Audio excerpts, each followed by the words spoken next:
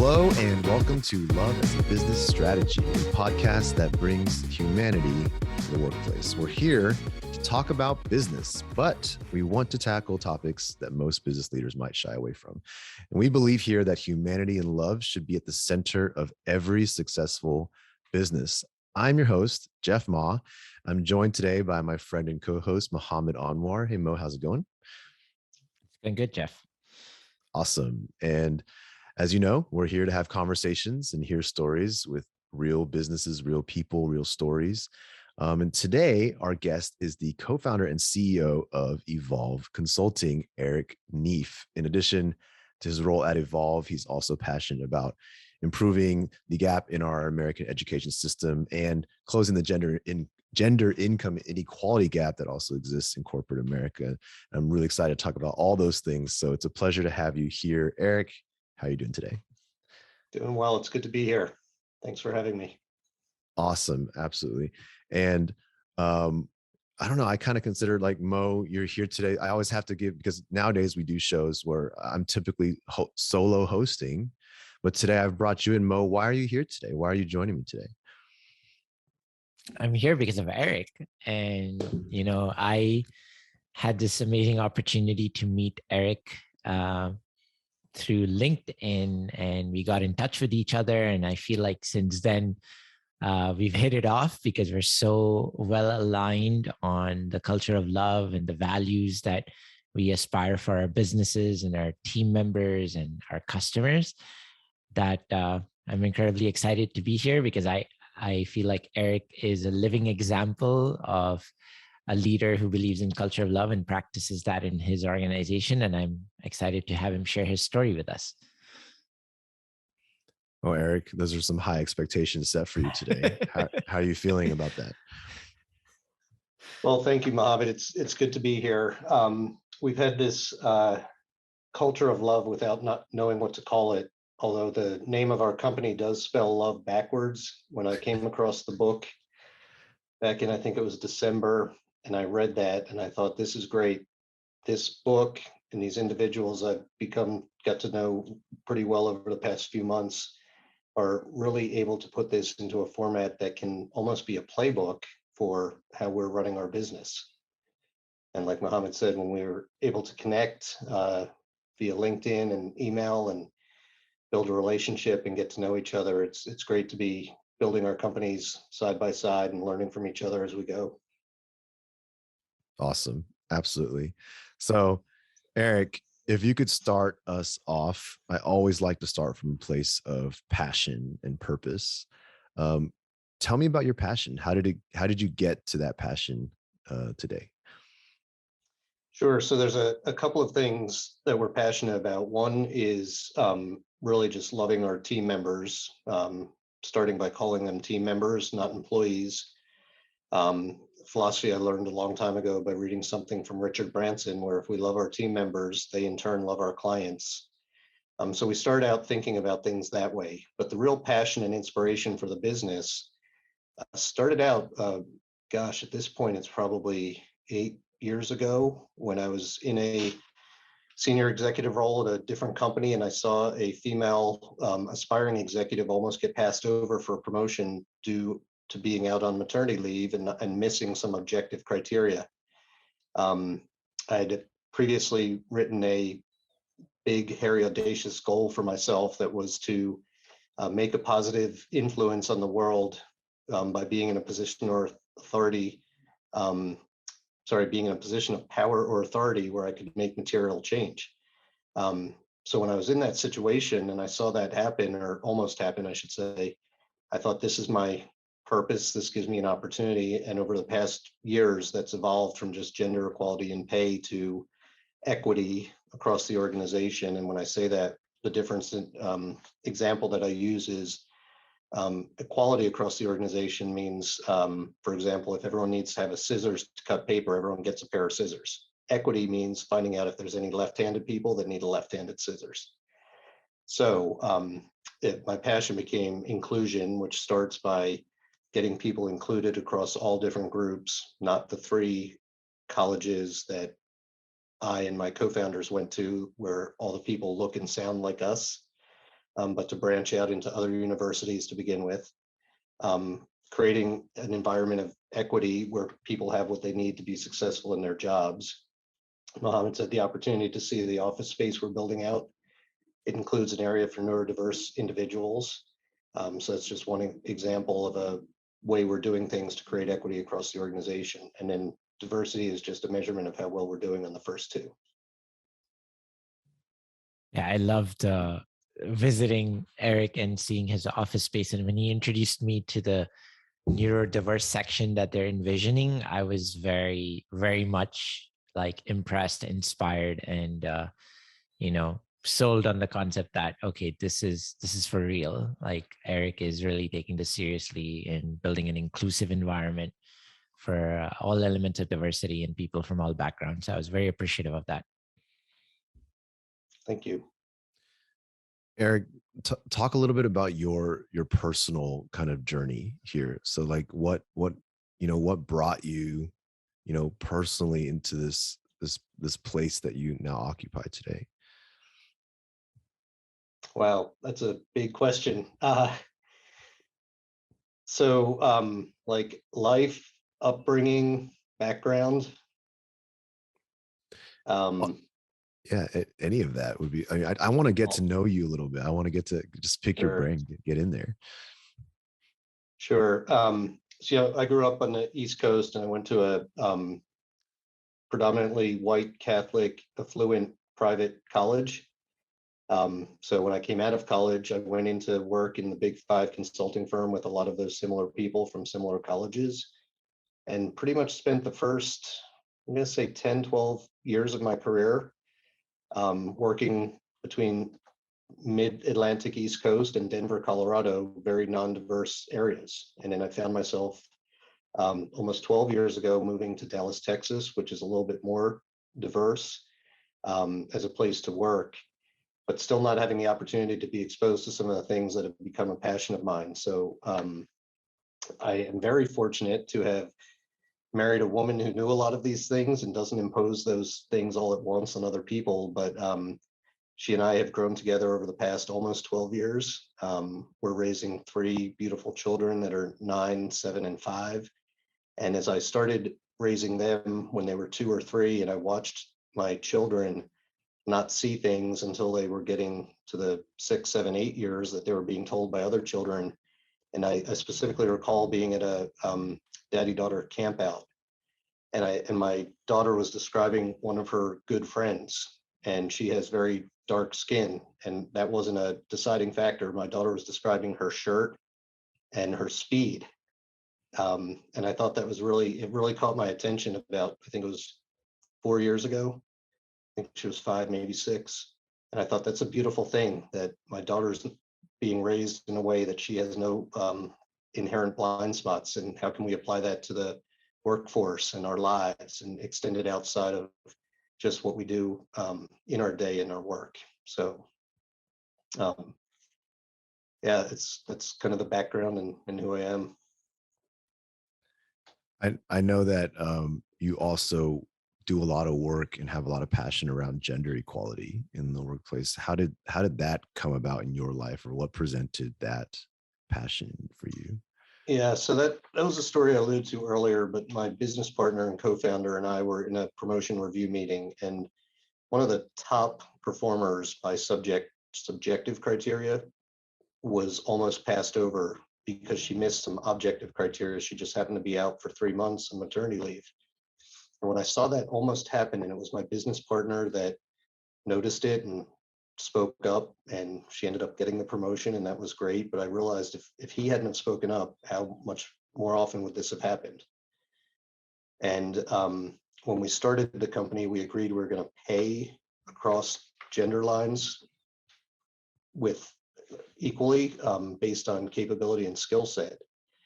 And the first person that we even before I say that, we decided we're going to ask people what they want to earn, not what they do earn, because the beginning of gender inequality, but also racial inequality and other inequality in pay starts with asking the question, what do you make? And that just becomes a systemic recurring issue of paying them more than they're currently making. But if they're starting at a lower number, it creates an unfair disadvantage. So the first person we tried to bring in happened to be a young female who we were fully prepared to pay a lot more than she asked for. And we repeated the question, not what do you make, what do you want to make? And she told us the same number. So we offered her more, and she really didn't know what to do. But it was a good Wow. experience.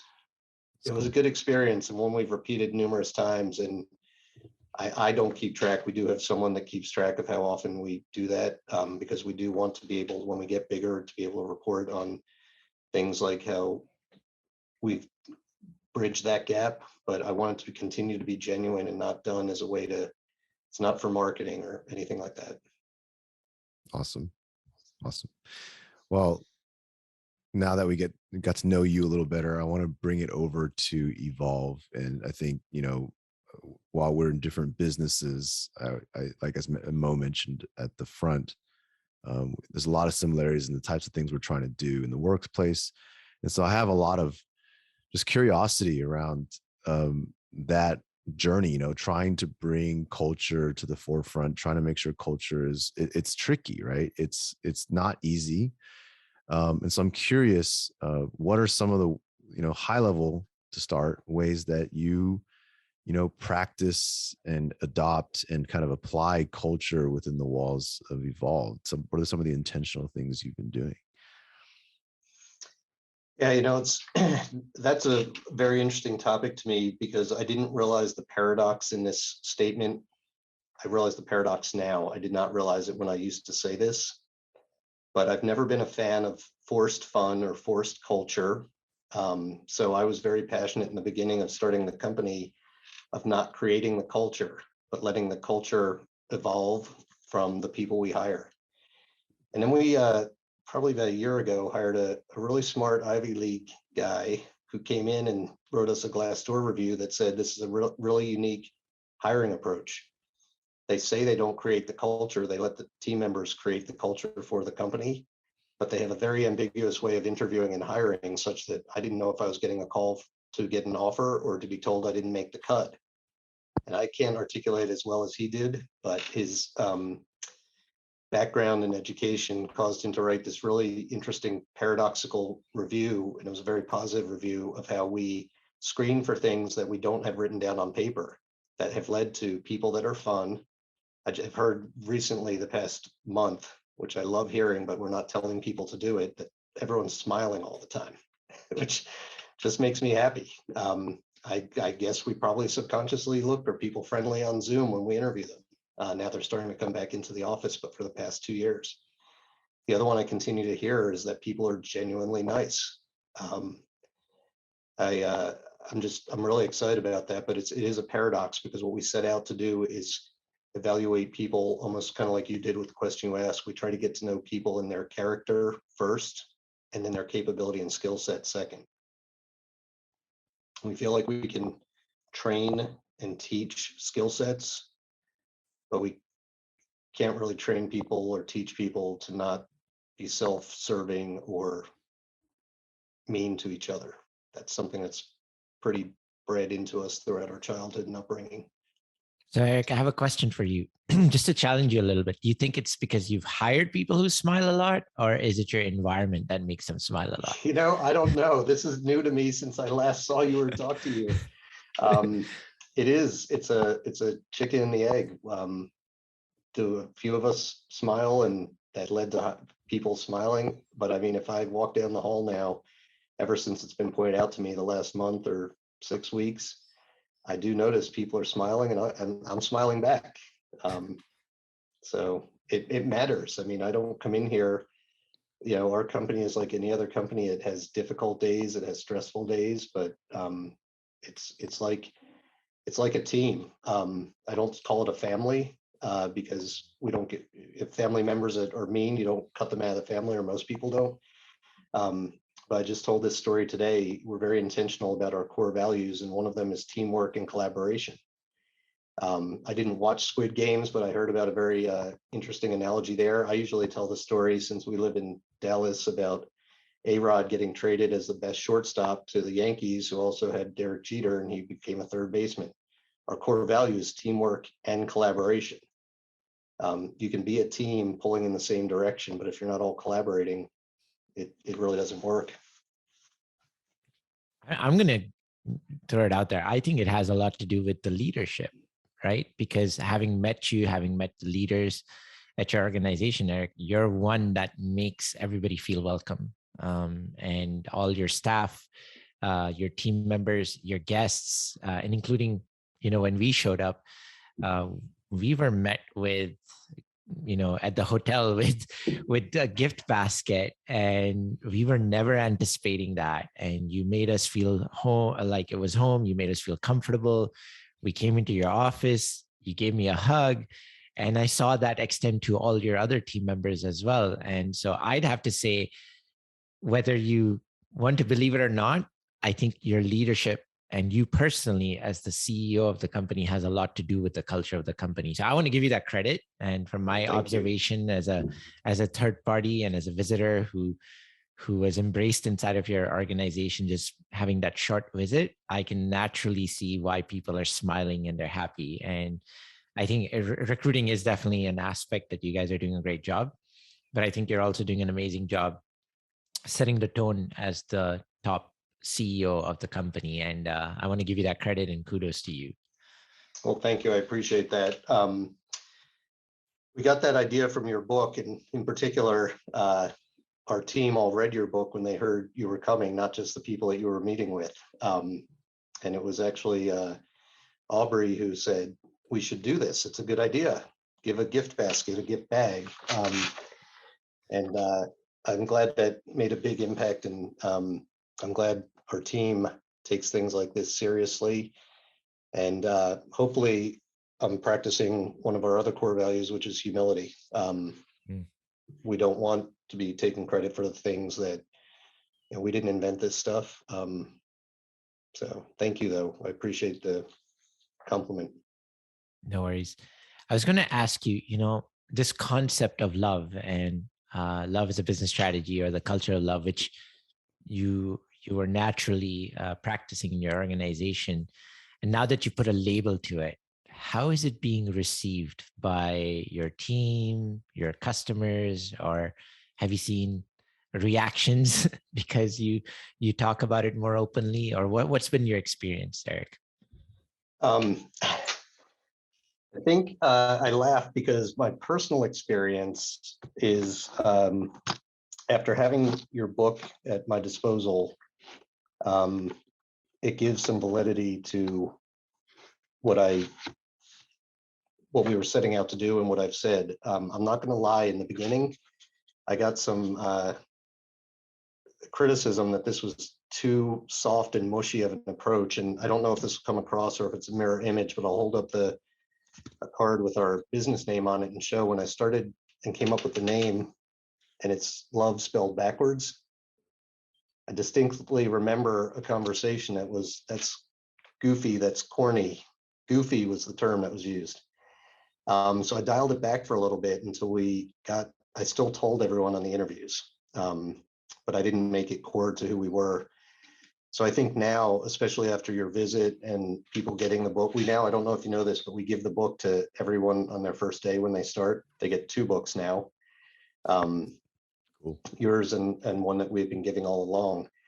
I think it gives some credibility to a philosophy that we had, and probably didn't have much organization around what that meant. It was maybe a purpose without a plan. And now people take it a little more seriously. Got it. No, I appreciate that. Jeff? Yeah, I'm curious, a lot of it's great to see that so much of this formed, in some ways from what you're saying organically, just through the desire. What have you done in your mind? Maybe it's like values or mission statements. Like what are some of the intentional parts? I think a lot of people want to know, like, even if it's not, one-to-one aligned to what the book says or what the right, terminology is, what in your mind did you do, as intentionally as possible along this journey here? Yeah, so the other book that I referenced is one we had read about 10 years ago. And two of the key things I took away from it then, and I've read it probably 20 times, but it talks about vulnerability and transparency. So being transparent about mistakes you might make, or the fact that we're human, and being vulnerable for feedback and hearing criticism. And it is a self-fulfilling prophecy. If people know that you're willing to accept feedback, they give it to you. So we start out with that as kind of the premise. Let's practice this in our day to day, and let's hear what people have to say. That intentionality has bled over into core values as a specific thing. So I mentioned, I kind of fumbled around the original mission earlier when I talked about having material impact on the world. But we set out on a mission to create a consulting firm that changes the world with the foundation of love. And that was written on my whiteboard before I found this book. And I think I left it there for when you came to our office, Mohammed. I don't remember if I pointed that out to you or not, but that culture of transparency has become fun because we have 5 core values. But one of our team members was asked to do the presentation of core values at one of our all hands meetings. And he had a funny way of saying, we actually have 9 core values. We just mashed them up into 3 words, 2 sets of 2 words, and then individual words. But what makes me laugh about that is it was great feedback. In some companies, people wouldn't have been comfortable saying that. He was having fun teasing me. Mohammed's heard this gentleman speak, talking about birthdays and other things, and he's just a fun guy. But I took that comment somewhat seriously to realize if someone looks at those values and says they're intended to be 5, but there are 9 words, we must not be explaining them well. So I've gone through a couple of them, and they're very intentional. So I talked about inclusion, equity, and diversity. That's 3 words. Teamwork and collaboration, and I've already explained the intentionality behind that. It's not just about working as a team, but it's about collaborating together as individuals to make an effective team. The one I hadn't mentioned yet is honesty and integrity. As you asked earlier about personal life, I learned that from watching my, at the time, 5-year-old daughter receive the character award at school, and they defined the character award as something they give to a student who does the right thing when no one's looking. The core value of honesty and integrity is, a lot of companies say honesty and it's just something they stick on the corporate wall. Honesty is what you tell someone when they ask you a question. You tell them the truth. Integrity is doing the right thing when there's no one there asking you the question. And then humility I mentioned, and the last one is passion. So when Milan said that about how many words there were, we've made an intentional effort to be more vocal about the meaning behind those words and why they're in the order they're in. Why does honesty come before integrity? Why does teamwork come before collaboration? Why does inclusion come before equity, and both before diversity? So yeah, it's been an ongoing journey, and that's something I've also learned more from you people, all of you individuals as people, more than I have from reading the book. But it is a journey. It's not something that we had made, put on the website, put on the walls, and just be done with. We talk about before every quarterly meeting. We talk about before every all hands meeting. And in a couple of weeks, we're sending the team member survey out. It's literally on a platform called Employee Surveys, which I don't like, but it's our team member survey. And one of them asks, to tie that back to the questions that are pretty standard in corporate surveys, but how are we living out our core values as it relates to this question and that question? Awesome. Eric, in conversations with you, you were sharing with us some of the benefits and programs you've instituted for your team members. And I was quite inspired by hearing some of the vulnerable trust you've taken in instituting some of these programs, especially like your leave policy. Would you be willing to share with us what it is and how you found results from that leave policy? Yeah, that's a fun one. And we did take your advice. I think I told you we were going to do this, but we followed through on it, and we got rid of our non-compete and non-solicitation agreements for the same reason that we talked about. Those are things that we put in place because we thought we were supposed to. And at the end of the day, we're asking people We haven't officially said sign an ethics agreement, but we're asking them to abide by an ethics agreement, which is to do the right thing. And we employ a lot of technologists who tend to have a mind of gaming, and I don't mean video games, but like how to write code and solve problems. And when I vetted the idea with them, I was fascinated by the response, which is, if you give me a contract, I'm figuring out ways to get around it, whether I want to or not. If you ask me to do the right thing and I shake your hand, I'm going to exceed that expectation. So that led to just April 21st, we had our quarterly meeting, and we didn't have the prop to rip the contract up, but we said we're officially ripping up the non-solicit and non-compete clauses, and we're just going to ask you to do the right thing. But specifically to the one you asked about, another kind of uphill battle in the beginning, I didn't think it was such a crazy idea to do unlimited vacation. I got pushback from our benefits team, HR benefits team, those that administer the benefits, the company we use for that. And fortunately, people agreed to at least give it a try. I think the story you might have heard was the person that at the end of the year, when we had a very small team at the time, I think we might have had 12 or 15 people, turned out to be at the very top of the amount of production from billable hours and revenue generated. She also was at the top of the most vacation days. And it was fascinating to see, because she was someone that quietly would take a Friday and a Monday. At one point took a stretch for a honeymoon. She took, I think it was 3 weeks actually consecutively, but no one noticed because she did such great work in 4 days of this week and the 4 days of that week. But when it was entered in the time system, we thought, this is exactly why this works. She took a lot of good time for good purpose. She recharged, she got married, she went on a nice honeymoon, but she at the same time exceeded performance in her job. And beyond that, we have tons of other examples, but people don't abuse it. People enjoy it. They like the freedom to be able to work when they can. We like the engagement outside of normal hours. So I have kind of been a anti work-life balance philosopher. I think that means both have to be unequal, but in the consulting world, the reality is there are weeks where you have hard deadlines and things have to get done, and we work hard. We're very fortunate. We have some really good clients. One of them in particular gives random days off, 4-day weekends after a quick push. So we follow suit and give that particular team the day off. Unlike the old days that we grew up in, they don't have to come sit in the office doing nothing to be seen because it's not an Evolv holiday. And people really enjoy that. And we really enjoy the fact that no one's taking advantage of it at currently 117 team members. I love that. Eric, why? Yeah, I heard that, Jeff, and I was like, okay, this has to be shared with the world today. I was also going to ask you, Eric, traditional consulting services firms and many other organizations out there, why do you think companies are resistant or hesitant to give that level of flexibility? What do you think comes in the way of that?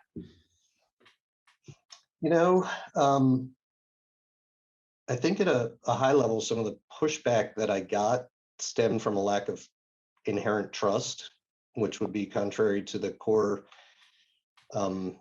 not value, but the root of our name, Evolv. If we're going to love people, let's start by trusting them. How do we say we love you, but sign this agreement and you only get 2 weeks off? We're not a not-for-profit.